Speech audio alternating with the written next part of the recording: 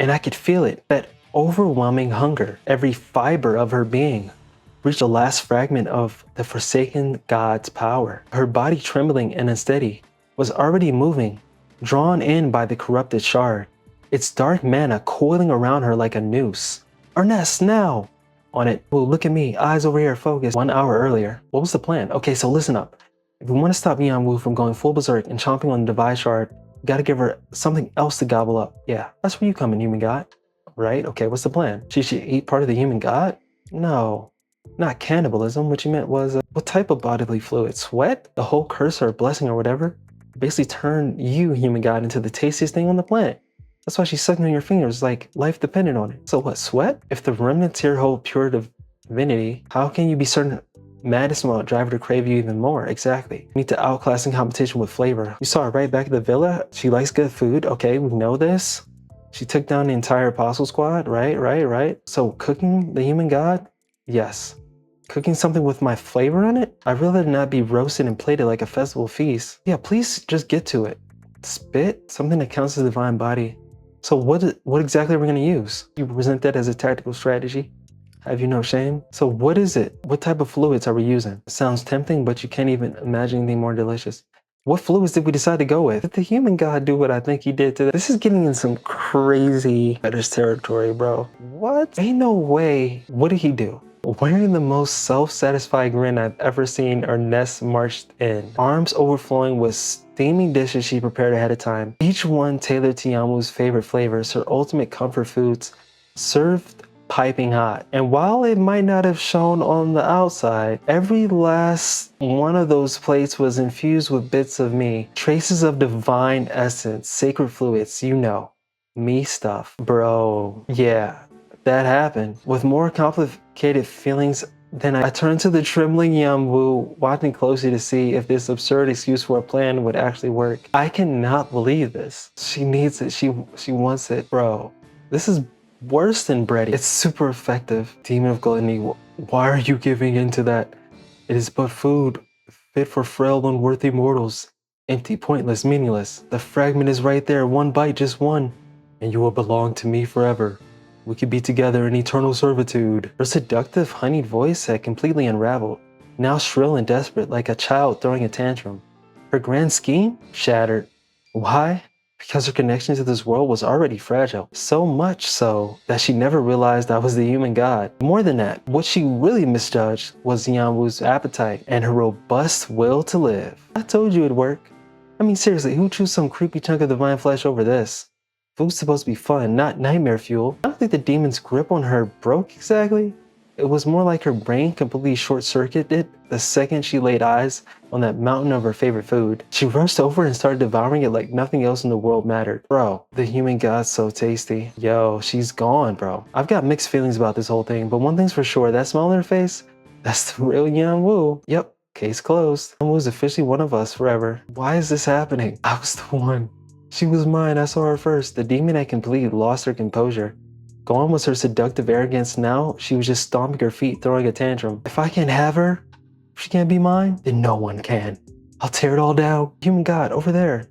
She's doing something to the altar. Look, looks like she's about to throw one last tantrum, and it's gonna be big. Everett, oh starlight, banish this darkness. Everett's spell soared, a streak of starlight, tearing through the dark, and struck true, piercing the tortured mercenary's body still bound to the demon within. But in that same instant, the remnant power of the forsaken god, now saturated with the demon's rage, burst into a storm of wild, spiraling mana. Whoa, okay. What is even happening right now? I mean, look at these teeth.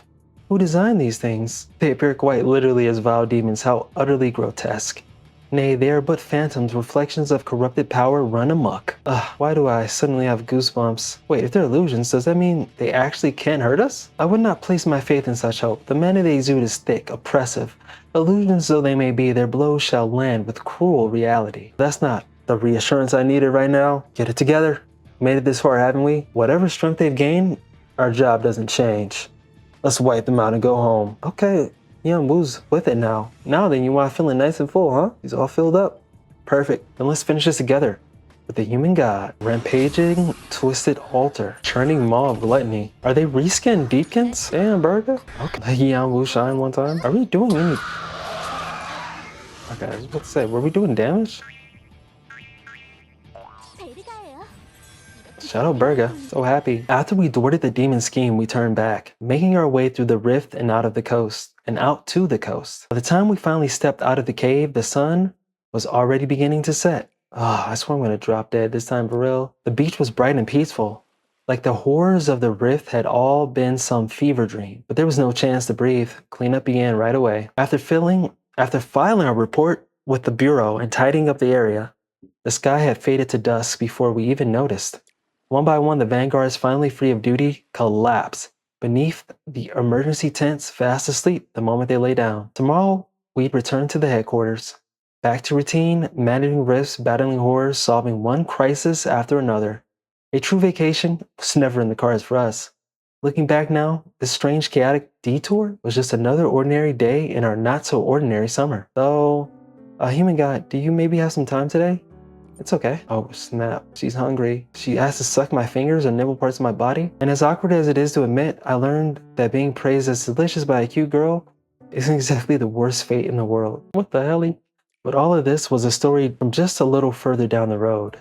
What? Alright, break time's over. Let's tear it up like it's the last night of summer, because guess what? It is. But didn't they say we got a mission tomorrow? And we're all on the roster. Exactly, that's why we partied through it with pure guts and grit. Yeonwoo, what in the blazes did you spill on yourself? And more importantly, why are you practically naked? In the end, we only got one night to enjoy the beach. But to my surprise, Ernest didn't throw a fit or demand extra time. You sure you're fine with just one night? I mean, duh, I love to mess around here for a whole week, but hey, we make do, right? If we've only got one night, then we compress the joy tactical style.